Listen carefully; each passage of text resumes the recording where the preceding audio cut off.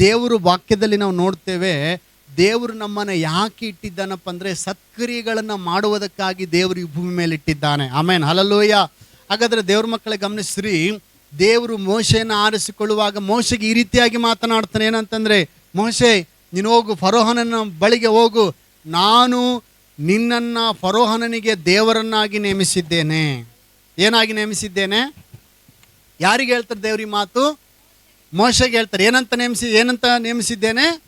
ದೇವರನ್ನಾಗಿ, ಫರೋಹನನ ಮುಂದೆ ದೇವರಾಗಿ ನೇಮಿಸಿದ್ದೇನೆ. ಈಗ ಫರೋಹನನಿಗೆ ಉಪದ್ರವಗಳು ಬರುವಾಗ, ಕಷ್ಟಗಳು ಬರುವಾಗ ಅವನು ಏನು ಮಾಡ್ಬೇಕು ಗೊತ್ತಾ? ಯಾರ ಹತ್ರ ಹೋಗ್ಬೇಕಂದ್ರೆ ನೇರವಾಗಿ ತಂದೆ ದೇವರೇ ಅಂತ ಹೋಗಂಗಿಲ್ಲ. ಅವನು ಓಡಿ ಬರಬೇಕು. ಅಪ್ಪ ನಿನ್ನ ದೇವ್ರನ್ನ ಬೇಡಿಕೆ, ನಮ್ಮ ಉಪದ್ರವ ಕಡಿಮೆ ಆಗಲಿ ಅಂತೇಳಿ ಅವನು ಮೋಶೆ ಹತ್ರ ಬಂದು ಬೇಡ್ಕೊಳ್ಬೇಕು. ಮೋಶೆ ಹತ್ರ ಬಂದು ಬೇಡ್ಕೊಂಡಾಗ ಮೋಶೆ ದೇವರಿಗೆ ಪ್ರಾರ್ಥನೆ ಮಾಡ್ತಾನೆ. ಮೋಶೆ ದೇವರಿಗೆ ಪ್ರಾರ್ಥನೆ ಮಾಡಿದಾಗ ಮತ್ತೆ ಅಲ್ಲಿ ಉಪದ್ರವಗಳು ಕಡಿಮೆ ಆಗ್ತಾ ಇತ್ತು. ಹಲ್ಲೆಲೂಯಾ. ಅಲ್ಲಿ ಮತ್ತು ದೇವರು ಈ ರೀತಿಯಾಗಿ ಒಂದು ಮಾತನ್ನು ಹೇಳ್ತಾನೆ. ಏನಂತಂತಂದರೆ, ಸ್ವಾಮಿ ನನ್ನ ಮಾತು ಬರೋವನಲ್ಲ, ನಾನು ಸ್ವಲ್ಪ ನನ್ನ ನಾಲಿಗೆ ಮಂದ ಅಂತೇಳಿ ಮೋಶೆ ಹೇಳುವಾಗ, ಹೋಗು ನಿನ್ನ ಅಣ್ಣನಾದ ಆರೋನನನ್ನು ನಿನಗೆ ಬದಲಾಗಿ ಬಾಯಾಗಿ ಅವನನ್ನು ನೇಮಿಸಿದ್ದೇನೆ, ನಿನ್ನನ್ನು ಅವನಿಗೆ ದೇವರನ್ನಾಗಿ ನೇಮಿಸಿದ್ದೇನೆ ಅಂತ ಹೇಳ್ತಾನೆ. ಹಲ್ಲೆಲೂಯಾ. ಬೈಬಲಲ್ಲಿದೆ ಈ ಮಾತು. ಆಮೇನ್, ಹಲ್ಲೆಲೂಯಾ. ಎಲ್ಲರೂ ಜೋರಾಗಿ ಹಲ್ಲೆಲೂಯಾ, ಹಲ್ಲೆಲೂಯಾ. ಹಾಗಾದರೆ ಪ್ರೀತಿ ದೇವ್ರ ಮಕ್ಕಳೇ, ಇವತ್ತು ನಾವು ಹೊರಗೆ ನೋಡ್ತಾ ಇದ್ದೇವೆ. ನಾವು ಹೊರಗೆ ಏನಾಗಿದ್ದೇವೆ? ನಾನು ಅನ್ಎಜುಕೇಟೆಡ್ ಅಲ್ಲ, ಅಯ್ಯೋ ನಾನು ಬಡವ ಅಲ್ಲ, ಅಯ್ಯೋ ನನ್ನ ಪರಿಸ್ಥಿತಿ ಹಿಂಗೈತಲ್ಲ, ನಾನು ಹಿಂಗದೀನಲ್ಲ. ಇಲ್ಲ, ನಾವು ಒಳಗೆ ಏನಾಗಿದ್ದೇವೆ ಅದೇ ರಿಯಲ್. ಒಳಗೆ ಏನಾಗಿದ್ದೇವೆ ಅಂದರೆ ನಾವು ದೇವರ ಹಾಗೆ ಇದ್ದೇವೆ. ಆಮೇನ್, ಹಲ್ಲೆಲೂಯಾ. ನಾವು ದೇವರ ಆತ್ಮನಿಂದ ತುಂಬಿದವರಾಗಿದ್ದೇವೆ. ನಾವು ಕ್ರಿಸ್ತನಲ್ಲಿ ನೂತನ ಸೃಷ್ಟಿಯಾಗಿದ್ದೇವೆ. ನಾವು ದೇವರ ಮಕ್ಕಳಾಗಿದ್ದೇವೆ. ಎಲ್ಲರೂ ಯಾರ ಮಕ್ಕಳಾಗಿದ್ದೇವೆ? ನಾವು ಯಾರ ಮಕ್ಕಳಾಗಿದ್ದೇವೆ? ದೇವರ ಮಕ್ಕಳಾಗಿದ್ದೇವೆ. ಎಲ್ಲರೂ ಯಾರ ಮಕ್ಕಳಾಗಿದ್ದೇವೆ? ನಾವು. ಎಷ್ಟು ಕೊಟ್ರಪ್ಪ ದೇವ್ರ ಮಕ್ಕಳಾಗಕ್ಕೆ? ಇವನ್ ರೊಕ್ಕ ಕೊಟ್ರ? ರೊಕ್ಕ ಕೊಟ್ರೆ ಕರೆ ದೇವ್ರ ಮಕ್ಕಳಾಗ್ಬೋದಾ? ಎಷ್ಟು ಕೊಟ್ರೆ ಆಗ್ಬೋದು ದೇವ್ರ ಮಕ್ಕಳು? 1 ಲಕ್ಷ ಕೊಟ್ರೆ ದೇವ್ರ ಮಕ್ಕಳಾಗ್ಬೋದಾ? ದೇವ್ರ ಮಕ್ಕಳಾಗಕ್ಕೆ ಏನು ಮಾಡಬೇಕು?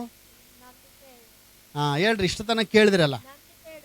ದೇವ್ರ ಮಕ್ಕಳಾಗಬೇಕಂದ್ರೆ ಒಂದೇ ಮಾರ್ಗ. ಏನು ಮಾರ್ಗ ಅದು? ಏನು ಮಾರ್ಗ? ದೇವ್ರ ಮಕ್ಕಳಾಗಬೇಕಂದ್ರೆ ಏನು ಮಾರ್ಗ? ಹಲ್ಲೆಲೂಯಾ. ವಾಕ್ಯ ಹೇಳ್ತದೆ, ಯಾರ್ಯಾರು ಆತನನ್ನು ಅಂಗೀಕರಿಸಿದರೋ, ಅಂದರೆ ಆತನ ಹೆಸರಿನ ಮೇಲೆ ನಂಬಿಕೆ ಇಟ್ಟರೋ ಅವರಿಗೆ ದೇವರ ಮಕ್ಕಳಾಗುವ ಅಧಿಕಾರ ಕೊಟ್ಟನು. ಯಾರ ಮಕ್ಕಳಾಗುವ ಅಧಿಕಾರ ಕೊಟ್ಟನು? ಸುಮ್ಮನೆ ಊಹನೆ ಮಾಡ್ರಿ. ನೀವೆಲ್ಲೋ ತಿಪ್ಪೆಗುಂಡೆಗಿರ್ತೀರಿ ಅಥವಾ ಫುಟ್ಪಾತ್ನಾಗ ಇರ್ತೀರಿ ಅನ್ಕೊಳ್ರಿ. ಒಂದು ಉದಾಹರಣೆ, ಒಂದು ಎಕ್ಸಾಂಪಲ್ಲು. ಒಂದು ಫುಟ್ಪಾತ್ನಾಗೆ ಎಲ್ಲೋ ಗುಡಿಸಲು ಮನೆಗೆ ಹಂಗೆ ಏನೋ ಗುಡಿಸಲು ಹಾಕ್ಯಂಡು ಹೆಂಗೋ ದರಿದ್ರ ಜೀವನ ಜೀವಿಸ್ತಾ ಇರ್ತೀವಿ ಅನ್ಕೊಳ್ರಿ. ಅಕಸ್ಮಾತ್ ಯಾರನ್ನ ಬಂದು ಯಾರೋ ದೊಡ್ಡ ವ್ಯಕ್ತಿ, ಒಂದು ಫಿಲಮ್ ಸ್ಟಾರು ಅಥವಾ ಉದಾಹರಣೆಯಾಗಿ ನಮ್ಮ ಪ್ರಧಾನಮಂತ್ರಿನೇ ಅನ್ಕೊಳ್ರಿ, PM ಮೋದಿ ಅವರೇ ಬಂದು ಎಕ್ಸಾಂಪಲ್ ಅನ್ಕೊಳ್ರಿ, ನಾನು ನಿನ್ನನ್ನು ದತ್ತುಪುತ್ರನನ್ನಾಗಿ ಸ್ವೀಕಾರ ಮಾಡ್ತಾ ಇದ್ದೇನೆ, ಇಂದಿನಿಂದ ನೀನು ನನ್ನ ಮಗನು ಅಂತೇಳಿ ಅನ್ಕೊಳ್ರಿ, ಅನೌನ್ಸ್ಮೆಂಟ್ ಮಾಡ್ದ ಅನ್ಕೊಳ್ರಿ.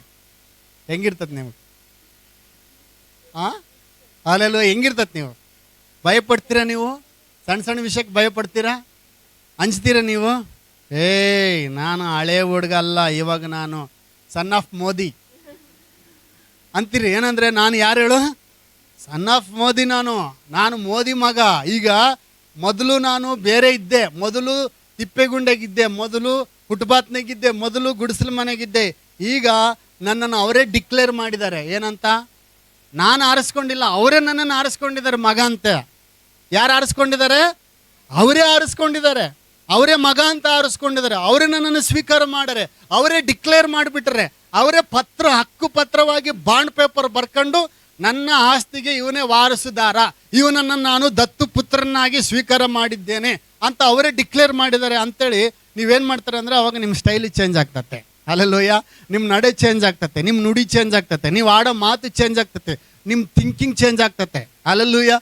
ನೀವು ನಡ್ಕೊಂಡು ಹೋಗ್ತಿರ್ಬೇಕಾದ್ರೆ ಬಹುಶಃ ಮೊದಲು ಏನೋ ಸುಮ್ಮನೆ ಯಾರೋ ಬಾಳೆಹಣ್ಣು ಬಿಡಿಸ್ಕೊಂಡು ಹೋಗಿದ್ರೆ ಅದು ದಾರಿಗೆ ಬಿದ್ದಿದ್ದು ಬಾಳೆಹಣ್ಣು ತಗೊಂಡು ತಿನ್ಬೇಕಂತ ಮನಸ್ಸಾಗ್ತಿತ್ತನೋ. ಈಗ ಹಂಗಿಲ್ಲ, 5 ಸ್ಟಾರ್ ಹೋಟ್ಲ ಮೇಲೆ ಮನಸ್ಸಾಗ್ತತೆ. ಹಲ್ಲೆಲೂಯಾ. ಯಾಕೆ ಅಂತಂದರೆ ನಮ್ಮ ಅಪ್ಪ ಮೋದಿ ಅಂತ ಅಂತೀರಿ ನೀವು.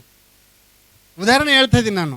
ಅಂದರೆ ಸ್ವೀಕಾರ ಮಾಡಿದಾಗ, ದತ್ತು ಪುತ್ರನಾಗಿ ಸ್ವೀಕಾರ ಮಾಡಿದಾಗ ನಿಮ್ಮ ನಡೆ, ನಿಮ್ಮ ನುಡಿ, ನಿಮ್ಮ ಆಲೋಚನೆ, ನಿಮ್ಮ ಹಾವ, ನಿಮ್ಮ ಭಾವ ಎಲ್ಲವೂ ಸಂಪೂರ್ಣ ಬದಲಾಗ್ತತೆ. ಯಾಕಂದ್ರೆ ಆ ವ್ಯಕ್ತಿ ಯಾರು ಅಂತೇಳಿ ನಿಮ್ಗೆ ಗೊತ್ತಿರ್ತದೆ. ಅಬ್ಬಾ, ನನ್ನನ್ನು ದತ್ತು ಪುತ್ರನಾಗಿ ಸ್ವೀಕಾರ ಮಾಡಿದ ವ್ಯಕ್ತಿ ಯಾರು ಗೊತ್ತೇ? ಹಲ್ಲೆಲೂಯಾ. ಇಡೀ ದೇಶವನ್ನು ಆಳುವ ಪ್ರಧಾನಮಂತ್ರಿ ನನ್ನನ್ನು ದತ್ತು ಪುತ್ರನಾಗಿ ಸ್ವೀಕಾರ ಮಾಡಿದ್ದಾನೆ ಅಂಥೇಳಿ ನೀವೇನು ಮಾಡ್ತೀರಿ ಅಂತಂದರೆ ನಿಮ್ಮ ಲೆವೆಲ್ಲೇ ಚೇಂಜ್ ಆಗಿಬಿಡ್ತತೆ. ಆ ಒಂದು ಸಂತೋಷಕ್ಕೆ ಮಿತಿಯೇ ಇರಂಗಿಲ್ಲ. ಹಲ್ಲೆಲೂಯಾ. ಇವತ್ತು ದೇವರು ಯಾರು ಗೊತ್ತಾ? ಅಖಿಲಾಂಡವನ್ನು ನಿರ್ಮಾಣ ಮಾಡಿದ ದೇವರು. ಹಲ್ಲೆಲೂಯಾ. ಆತನ ಎಲೆಕ್ಷನ್ ಹಾಕಿ ಓಟ್ ಹಾಕ್ಸ್ಕೊಂಡು ಗೆದ್ದವನಲ್ಲ. ಹಲ್ಲೆಲೂಯಾ. ಎಲೆಕ್ಷನಿಗೆ ನಿಂತು ನೀವು ಓಟ್ ಹಾಕ್ರಿ ಅಂತ ಓಟ್ ಹಾಕ್ಸ್ಕೊಂಡು ಗೆದ್ದವನಲ್ಲ. ಮಾತ್ರದಿಂದಲೇ ಅಖಿಲಾಂಡವನ್ನು ನಿರ್ಮಾಣ ಮಾಡಿದ ದೇವರು. ಹಲ್ಲೆಲೂಯಾ. ಶೂನ್ಯದಿಂದ ಸಕಲವನ್ನು ಸೃಷ್ಟಿ ಮಾಡಿದ ದೇವರು. ಹಲ್ಲೆಲೂಯಾ. ಸಕಲ ಜೀವರಾಶಿಗಳನ್ನು ಆಳುತ್ತಾ ಬರುತ್ತಿರುವ ದೇವರು ಇವತ್ತು ಹೇಳ್ತದಾನೆ, ನನ್ನ ಮಗನೇ, ನನ್ನ ಮಗಳೇ. ಹಲ್ಲೆಲೂಯಾ. ಇವತ್ತು ಆತನ ಮೇಲೆ ನೀವು ವಿಶ್ವಾಸ ಇಟ್ಟಿರಪ್ಪ ಅಂತಂದ್ರೆ ದೇವರು ಹೇಳ್ತಾನೆ, ನೀನು ನನ್ನ ಮೇಲೆ ವಿಶ್ವಾಸ ಇಟ್ಟಿಯಾ, ಈಗ ತೆಗೆದುಕೋ, ನೀನು ನನ್ನ ಮಗ ಇವತ್ತಿನಿಂದ. ಹಲ್ಲೆಲೂಯಾ. ಇವತ್ತು ನೀನು ನನ್ನ ಮೇಲೆ ವಿಶ್ವಾಸ ಇಟ್ಟಿಯಲ್ಲ, ಇವತ್ತಿನಿಂದ ನೀನು ನನ್ನ ಮಗಳು. ದೇವರು ಡಿಕ್ಲೇರ್ ಮಾಡಿಬಿಟ್ಟೆ ಅಷ್ಟೇ. ದೇವರು ಡಿಕ್ಲೇರ್ ಮಾಡಿದ್ಮೇಲೆ ಮುಗೀತು. ಅದಕ್ಕೆ ವಾಕ್ಯ ಹೇಳ್ತದೆ, ದೇವರು ನಮ್ಮನ್ನ ನೀತಿವಂತರೆಂದು ನಿರ್ಣಯಿಸಿದ್ದ ಮೇಲೆ ಅಪರಾಧಿಗಳೆಂದು ನಿರ್ಣಯಿಸುವವರು ಯಾರಿದ್ದಾರೆ? ಪೌಲನು ಹೇಳ್ತಾನೆ ಏನಂತಂದ್ರೆ, ದೇವರು ನಮ್ಮನ್ನ ತನ್ನ ಮಗನಾಗಿ ಮಗಳಾಗಿ ಡಿಕ್ಲೇರ್ ಮಾಡಿಬಿಟ್ಟಾನೆ. ಒಂದು ಉದಾಹರಣೆ ಹೇಳ್ತೀನಿ. ಮೋದಿ ಬಂದು ಇವ್ನು ನನಗೆ ಬೇಕು, ನನ್ನ ದತ್ತು ಪುತ್ರನಾಗಿ ಸ್ವೀಕಾರ ಮಾಡಿದ್ದಾನೆ ಅಂತೇಳಿ ಡಿಕ್ಲೇರ್ ಮಾಡಿ ಅಗ್ರಿಮೆಂಟ್ ಮಾಡ್ಕೊಂಡ್ಮೇಲೆ ಬೇರೆಯವ್ನು ಬಂದು ಯಾವನು ಹೇಳ್ತಾನೆ, ಇವನು ಮಗ ಅಲ್ಲ, ನೀ ಅವನು ಹೇಳಕ್ಕೆ, ನಾನು ಡಿಕ್ಲೇರ್ ಮಾಡಿದ್ಮೇಲೆ ಮುಗಿದೋಯ್ತು. ಹಲ್ಲೆಲೂಯಾ. ಎಲ್ಲರೂ ಜೋರಾಗಿ ಹಲ್ಲೆಲೂಯಾ. ಇವತ್ತು ದೇವ್ರ ವಾಕ್ಯದಲ್ಲಿ ನಾವು ನೋಡ್ತೇವೆ, ನೀನು ಯಾರು ಅಂದ್ರೆ ನೀನು ದೇವರ ಮಗನು. ಹಲ್ಲೆಲೂಯಾ.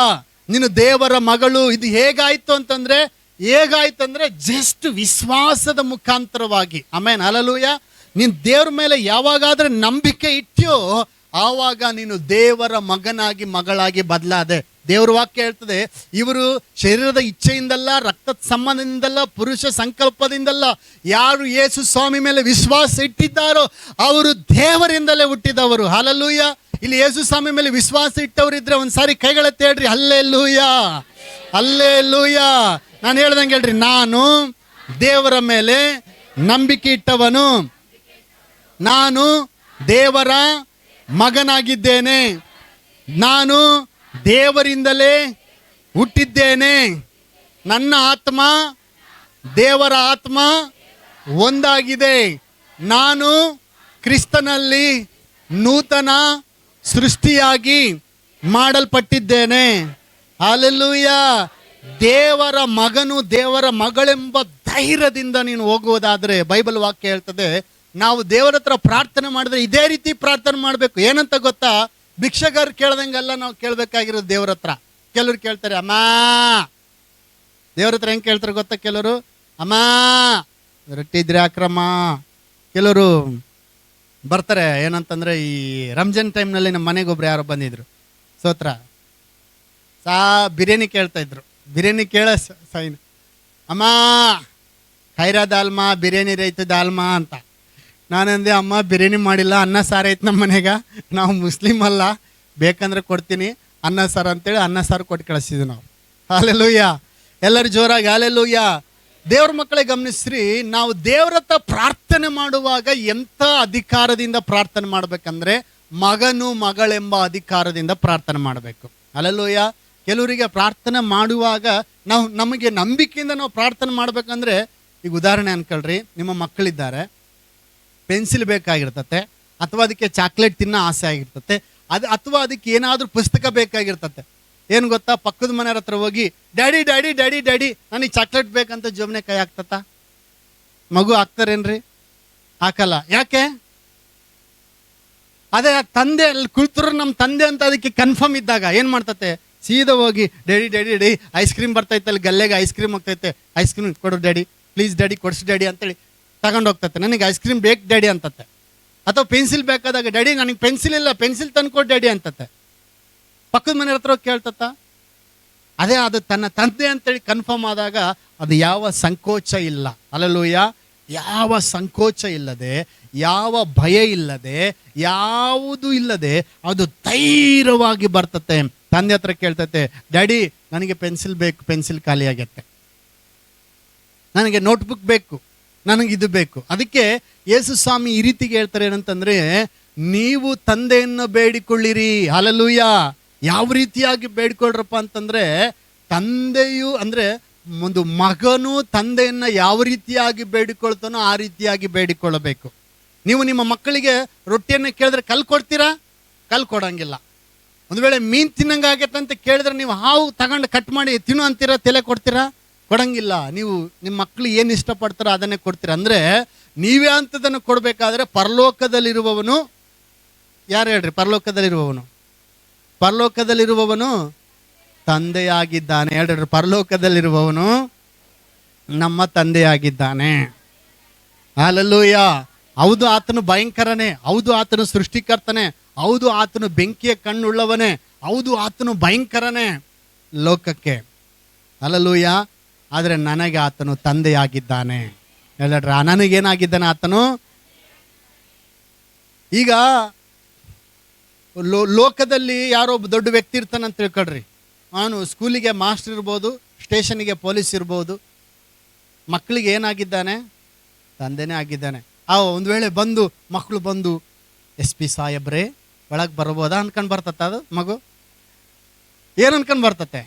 ಡ್ಯಾಡಿ ಅಂತ ಬಂದು ಸೀದಾ ಬಂದು ತೊಡೆ ಮೇಲೆ ಕುಂದಿರ್ತತೆ.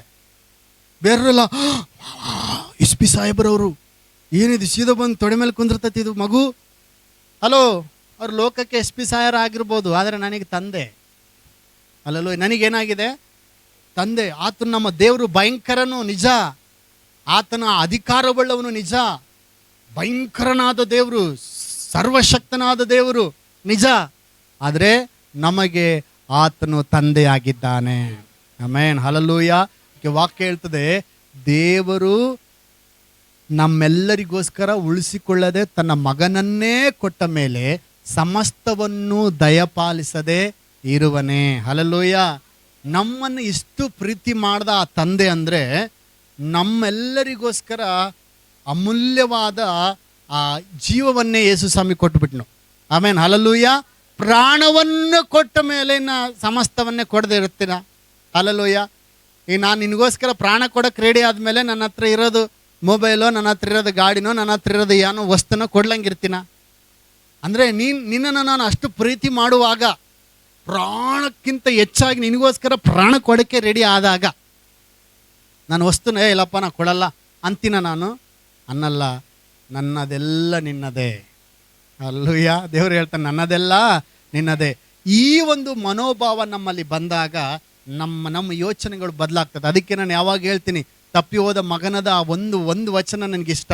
ಆಗ ಅವನಿಗೆ ಬುದ್ಧಿ ಬಂದು ಅವನು ಈ ರೀತಿ ಅನ್ಕೊಳ್ತಾನಂದ್ರೆ, ನನ್ನ ತಂದೆಯ ಮನೆಯಲ್ಲಿ ಕೂಲಿ ಆಳುಗಳಿಗೆ ಬೇಕಾದಷ್ಟು ಆಹಾರವದೆ. ತಂದೆಯ ಮನೆಯಲ್ಲಿ ಏನಿದೆ ಅಂತೆ? ಕೂಲಿ ಆಳುಗಳಿಗೆ ಬೇಕಾದಷ್ಟು ಆಹಾರವದೆ. ನಾನಾದರೂ ಮಗನು. ಆಮೇನ್, ಹಲ್ಲೆಲೂಯಾ. ಬೇಡ ಬಿಡು, ಮಗನಾಗಿ ಬೇಡ, ನಾನು ಆಳುಗಳಾಗಿ ಬೇಕಾದ್ರೆ ಸೇರ್ಕೊಂತೀನಿ ಅಂತೇಳಿ ಬಂದು ಅಪ್ಪ, ತಂದೆ, ನಾನು ಪರಲೋಕಕ್ಕೆ ವಿರುದ್ಧವಾಗಿ ನಿನ್ನ ಮುಂದೆ ತಪ್ಪು ಮಾಡಿದ್ದೇನೆ, ಮಗನೆನಿಸಿಕೊಳ್ಳೋದಕ್ಕೆ ಯೋಗ್ಯನಲ್ಲ, ನಾನು ನಿನ್ನ ಆಳುಗಳಲ್ಲಿ ಒಬ್ಬನನ್ನಾಗಿ ಸೇರಿಸ್ಕೋ ಸಾಕು, ಅದೇ ಸೌಭಾಗ್ಯ ಅಂತಂದ ಅವನು. ಆಳುಗಳಾಗಿ ಸೇರ್ಕೊಳೋದೇ ಸೌಭಾಗ್ಯ. ತೋಟದಲ್ಲಿ ಭರ್ಜರಿ ಭೋಜನ. ಇವನ್ ತಂದೆ ಮನೆ ಬಿಟ್ಟು ಹೋಗಿದ್ದಕ್ಕೆ ಅಂದಿ ತಿನ್ನೋ ಕೂಳು ಕೂಡ ಸಿಗ್ತಾ ಇಲ್ಲ ಇವನಿಗೆ. ಆದರೆ ಬುದ್ಧಿ ಬಂದು ತಂದೆ ಮನೆ ನೆನೆಸ್ಕೊಂಡು ಓಡಿ ಬಂದ, ತಂದೆ ಅಂತೇಳಿ ಓಡಿ ಬಂದಾಗ ತಂದೆ ಅಂತಾನೆ, ತಪ್ಪಿ ಹೋಗಿದ್ದ ಮಗ ತಿರುಗಿ ಬಂದಾನೆ. ಅವನಿಗೆ ಹೊಸ ಅರ್ಬಿ ಉಡಿಸ್ರಲ್ಲ, ಅವನಿಗೆ ಸ್ನಾನ ಮಾಡಿಸ್ರಲ್ಲ, ಹೊಸ ಜೋಡುಗಳನ್ನು ಅಂದರೆ ಹೊಸ ಚಪ್ಪಲಿಗಳನ್ನು ಮೆಡಿಸ್ರಿ, ಉಂಗುರ ತಂದಾಕ್ರಿ, ತಪ್ಪಿ ಹೋದ ಮಗನು ತಿರುಗಿ ಬಂದನೆ, ಹಬ್ಬ ಮಾಡೋಣ, ಉಲ್ಲಾಸ ಪಡೋಣ ಅಂತ ಹೇಳಿದ್ನು ತಂದೆ. ಆಮೇನ್, ಹಲ್ಲೆಲೂಯಾ. ಎಲ್ಲರೂ ಜೋರಾಗಿ ಹಲ್ಲೆಲೂಯಾ.